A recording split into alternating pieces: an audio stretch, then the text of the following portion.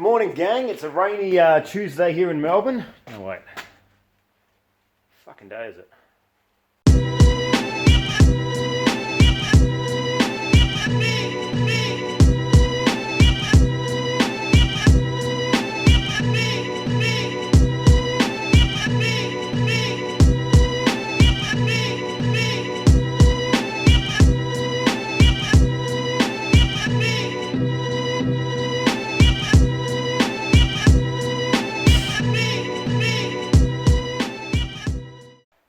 Good morning, gang. It's a rainy Wednesday here in Melbourne and we're working on the Nugget. I had a job just up the road, so I decided to drop in for a few hours.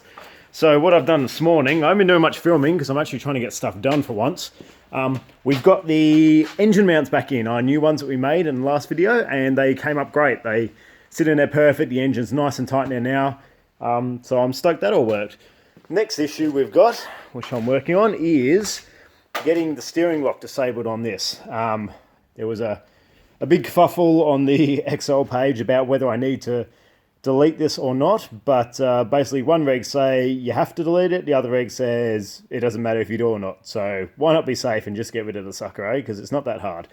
So what I've done is I've just dropped off we've taken off our wheel and boss kit, and I've dropped the steering rack down. It's just 4 bolts here, and I've used a grinder. Oh, come on, focus. Yay.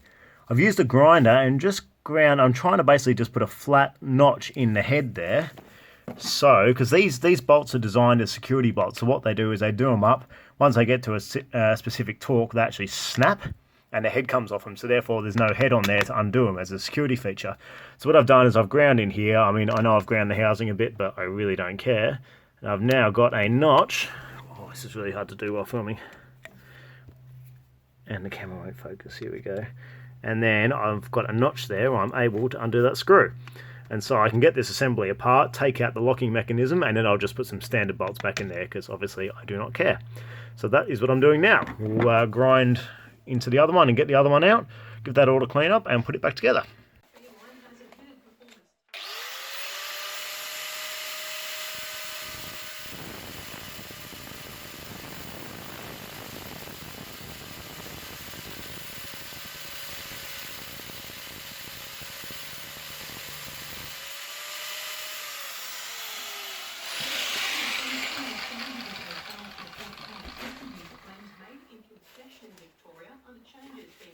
Yay! Winner, winner, chicken dinner.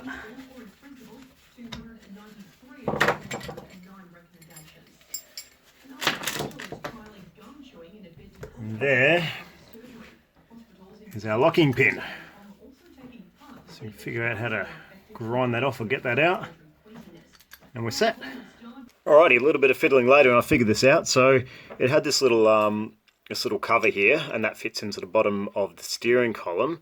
And then inside of that is our locking pin and the little spring mechanism that springs it up into place. So I basically pulled them out. This cover was press fitted in there. It's got like a little hammer mark there where they've notched it in. So I had to lever it out. I got that out. And yeah, it all works. So I've put the barrel back in and tried it out, and I've put the actual electric mechanism back in there and tried that out, and it all seems to work fine. So now I've just got to pop this barrel back in so it locates back into the steering rack, and then we can put it all back together and find some new bolts. Good to go, Gary. Good to go, Nugget.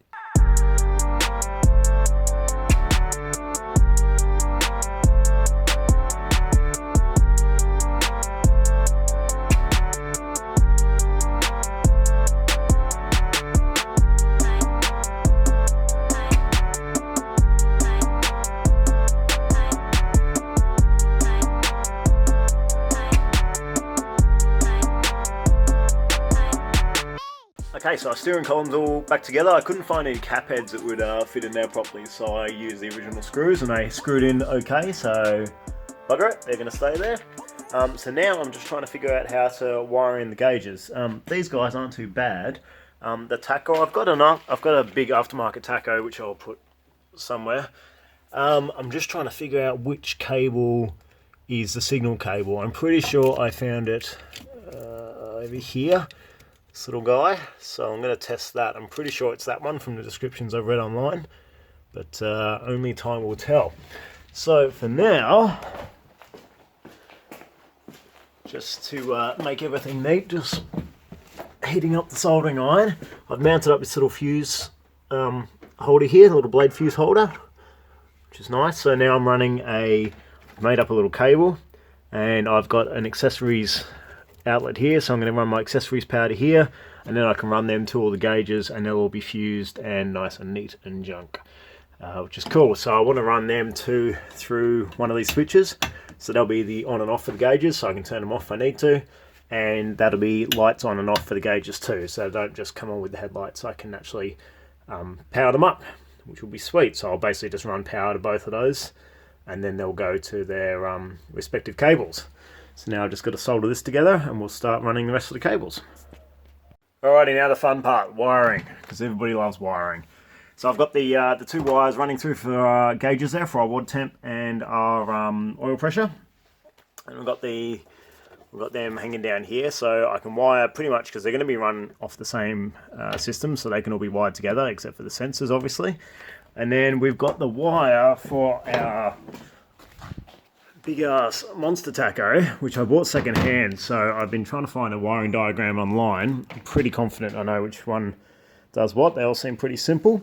So now I'm not too sure where I'm going to mount this yet, because it all depends on where the roll cage sits, but I'm pretty sure it's going to end up over that side next to the roll cage.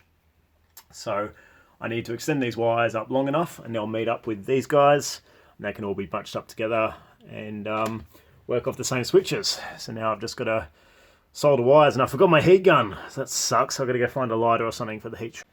Okay, so I've got the majority of the wiring done. Unfortunately, I've run out of wire, so I can't do any more. I'll have to go and grab some and come back and finish this soon. So we've got the power going, we've got the power organised to the switches, so I've just got to plug them in. I've connected all the corresponding wires up there and soldered them all up nice and tight. And those ones, which ones do they go to? Oh, yep, so they'll go to the switches as well. And then I've got all my wires for my aftermarket tachometer, and I just need to find a signal wire, and then there'll just be an earth there. I've just got to connect the last cables to the earth and the battery positive, and then I've also got to finish up wiring up my ignition switches. So I've got my two main wires here, so I can connect them up, and then I have to do an earth. It's pretty interesting actually reading the instructions for this main switch, because when you kill this switch, you've got basically, we'll have our ignition running through here and the main battery. So when you kill that, it kills the ignition and it kills the battery. The thing is, when your engine's going super fast, what it can do is the alternator can basically overload, because it's still trying to push power into the battery. But when the battery's disconnecting everything straight away, you've got all this power going nowhere, so it's got nowhere to go. So what they do is they supply you with a little resistor. Let's go find it. I can show you what it is. And when the circuit actually switches the positive on the car, obviously not the positive on the battery, to earth. And so then it earths out any residual power. Sorry, I'm making a mess here. Here we go. So this little guy here.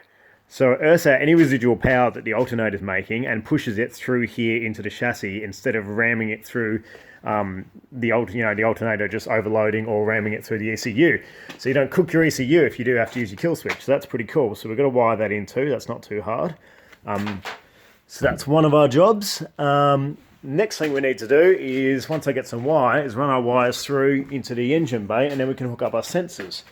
So you remember from one of the earlier videos down here, this guy, that's our sensor for our oil pressure, which we know works because we've tried that.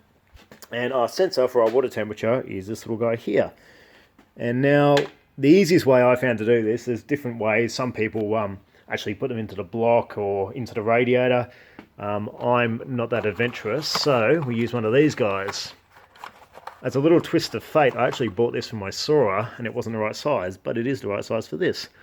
So that'll just go in the line in the top hose, and our sensor just goes into there, and then that'll give us a reading of the water coming through the top of the radiator. And we just run the wires back through our grommet into the engine bay. So we'll do that once we get some wire. Cool, I found a lighter. It's not as good as a heat gun, but it will do. I feel like a Neanderthal.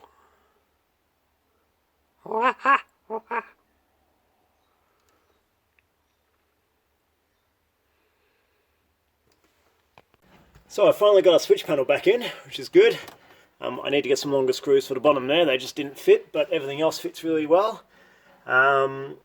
Everything is pretty much wired up. I've just run out of wire to run the signal cables for our gauges, and I've just got to do one earth cable down there, which I just don't have any wire left. And then that's for our tachometer, which will go over the side there. So yeah, not bad. I'll come back with some more wire in a few days, and we'll continue the video then. I'm back, and I come bearing wire so we can finish off all this wiring and get all these gauges working. So I'm just going to make an earth lead for these, and then I've got a nice set of wires to run through and run the sensors, so we'll do that now. So I'm just installing the sensor for the water temperature gauge. So we've got our little adapter here, and I've just threaded the sensor in with some Teflon tape, and so I'm putting it in line so the radiator hose usually goes over here. And I've just cut a chunk out of it and it's going to sit there. So now I've just cut the hoses and I've now got to put some clamps on it, and we'll put it back together, clamp it up, and hopefully it doesn't leak.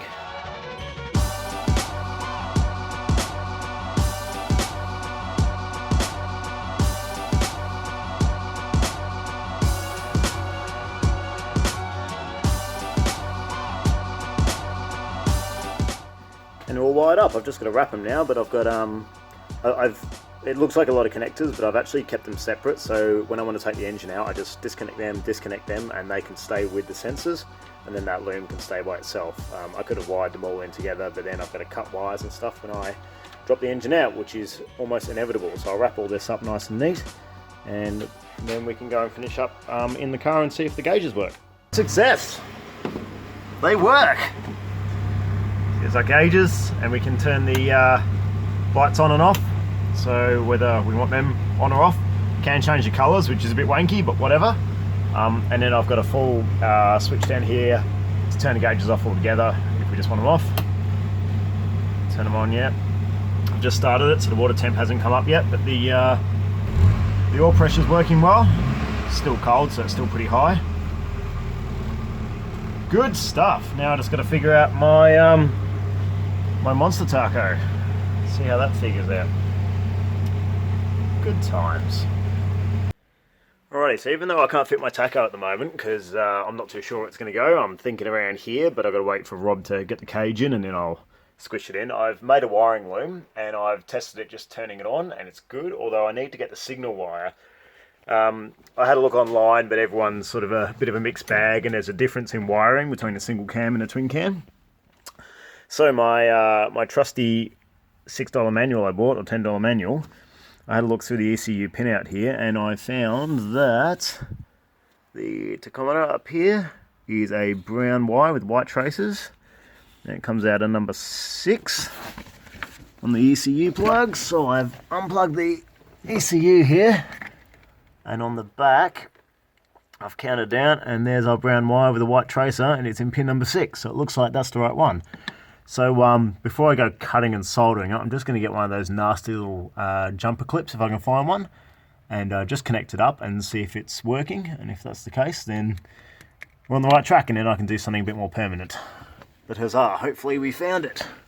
Alrighty, so I've got it connected up there. I ended up soldering it up because, you know, I couldn't find a connection. So I've just got a just a random wire there now connected up to Tacho, and I've just got a random earth just to make it work. This is just a test to make sure I've got the right connections. So we'll get the battery hooked back up again, and there we go, she's all lit up. Let's see what happens when we start her. Hey, look at that. Oh, I've got the shift light set low at the moment.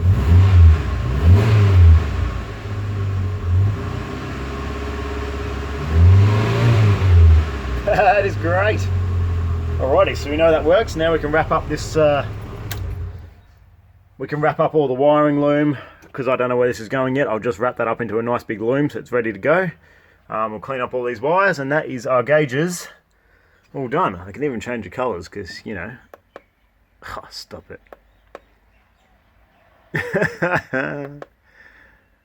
That's hilarious. Sick. Awesome. Stoked.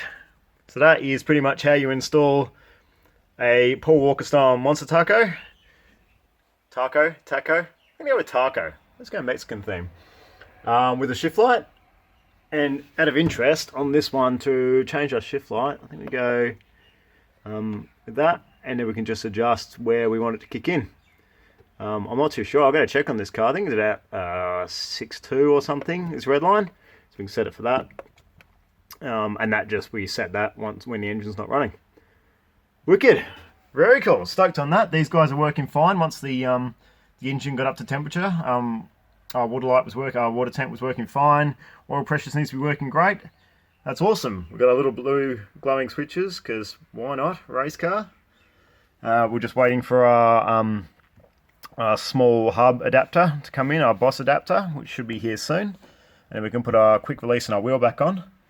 And we're almost done on my side of things for the interior, and we can hand it over to Rob, and Rob can start doing the roll cage. I know for you guys this build must seem like it's taken forever, and to be honest it is, but just to show you some of the stuff that takes a long time is, so all this cable management. So now I just wrapped up all these cables, cleaned them up the best I could. They're all, you know, fairly tidy, and they're not going to rattle around, they're not going to rub on anything or arc on anything.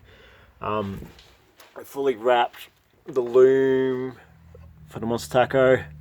That's a signal wire there, but you know, cleaned up all the wires in here and secured them properly. So things like that take ages. You know, that was like 40 minutes just to clean up cables. And when I'm only down here for a few hours a day, when I do get to come down here, that does take up a lot of time. But it looks all nice and neat, so I'm pretty happy with that.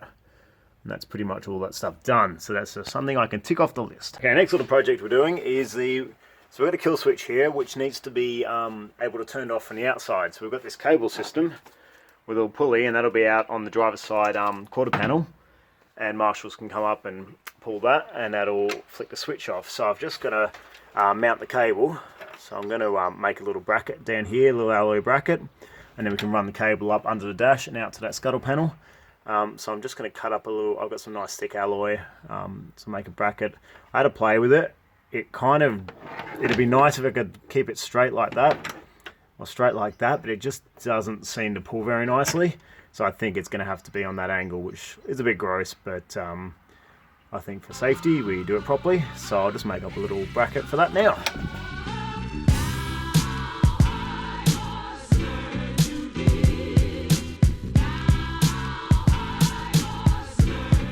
Now fast forwarded a bit because I wanted to get this done, but I've made up this little bracket, just a little alloy one, painted it black, and got some nice black screws for it. So we'll stick the cable in and see how it goes. Sweet, so we've got that guy there. I'll clean all this up and make it prettier, and we'll tuck the cable back down through here and make that nice and neat once we've mounted it.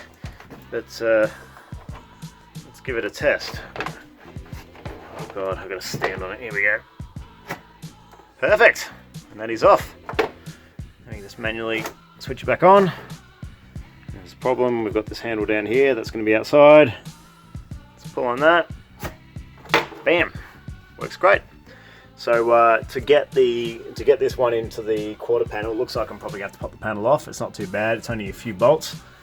Go and have a look because it's fairly sealed. The engine, the firewall's about here, so I want to put it around here.